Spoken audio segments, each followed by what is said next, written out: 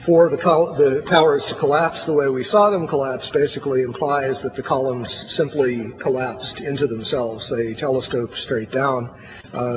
Steel keeps a lot of its structural integrity, even when heated, until you begin to approach the melting point. You don't really see a catastrophic loss of strength, and this is what we're talking about. We're talking about basically vertical box columns collapsing into themselves, which implies a complete loss of mechanical strength. And as far as the initial impacts, this recent NIST study made an interesting point about World Trade Centers. The film analysis showed that it oscillated for about 4 minutes after it was struck by the airplane, and the oscillation rate was identical to what would be expected for the intact tower. World Trade 1 began collapsing from the very top after an hour and 40 minutes. It's very hard to imagine office contents progressively heating up hotter and hotter over that period of time. And for a building to collapse from the very top, which is the least heavily loaded, is also very odd, to say the least. Just a couple of other anomalies. As we know, there were reports of explosions. There were reports of underground explosions in both of the towers at the time of the impact from a building engineer by the name of Philip Morelli. There are interviews with him on the web. From the Naudet brothers film 9/11, we see that the lobby of the North Tower was extensively damaged with what looks like high explosive blast damage, and this was immediately after the plane collision. But we know that on the weekend before there were power downs, and there appear to have been evacuation drills going on throughout the previous week, which suggests that at least some people knew that something was happening. The power downs may represent a time window in which demolition charges would have been planted, although I think it's possible that they also were planted over a much longer period of time, given the relative accessibility of the buildings. Scott Forbes, he joins us from across the pond today. Scott, thank you for making time for us. You're very welcome. Hello. Let's see, where do we start here? We don't have a lot of time, but I think what we should do first off is, just tell us maybe what the atmosphere was leading up to 9/11, exactly what your job was and what you did there in the World Trade Center towers. Sure. I worked for, as you said, Fiduciary Trust in the South Tower. I was based on the 97th floor, where our data center was. About 3 weeks prior to 9/11, our company, along with many others in the towers, were given notice that there was going to be a power down in the top 50% of floors in the Southern Tower. This was unprecedented. As you can imagine, a lot of financial institutions in the building, and to have a complete loss of power meant a complete loss of systems.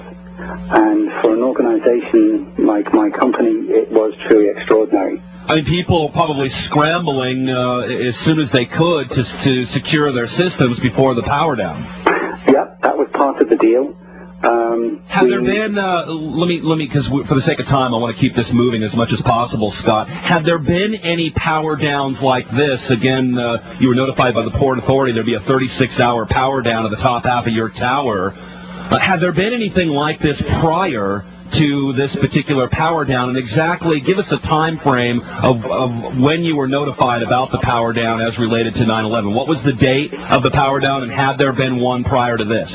Okay, the power down was on the Saturday and Sunday prior to 9/11, so that would have been the 8th and 9th of September. We were given 3 weeks notice. It was relatively short time notice period to make all the preparations needed. And it was unprecedented. We've never experienced a power down in the towers, as far as I am aware. I had worked in the towers from 1998.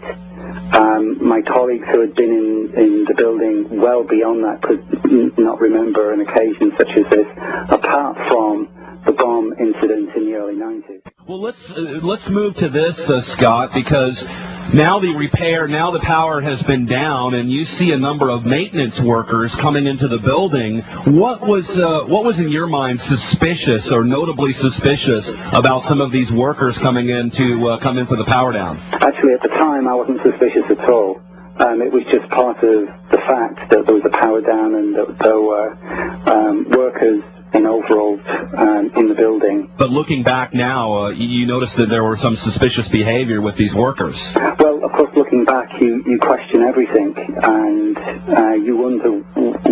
Well, one of the main reasons why I became suspicious was I got in touch with the Port Authority and I got in touch with the 9/11 Commission to register this piece of information so that it would be acknowledged, if only to be thrown away.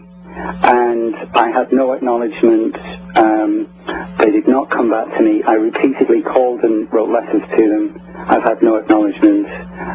It's as if this information is of no interest to anyone, but to me it seems to be part of the puzzle and should be registered. I was not in the office on 9/11 because of working that weekend. I had the day off on the Tuesday, and so I was in my apartment which overlooked the Trade Center. I lived in Jersey City across the river from the towers, so I was eyewitness to what went on there.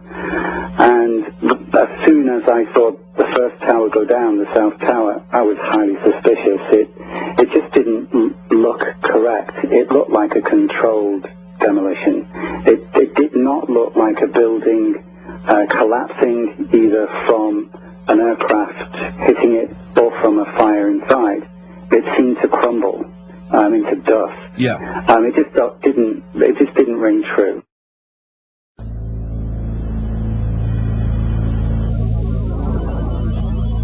So what was the cause of the devastating explosive failure that happened to the World Trade Center? There saw secondary explosions and then subsequent collapses. We heard reports of secondary explosions after the aircraft impacted. The entire building has just collapsed, as if a demolition team set off. When you see the old demolitions of these old buildings, it folded down on itself. Anybody who's ever watched a building being demolished on purpose knows that if you're going to do this, you have to get at the under infrastructure of a building and bring it down.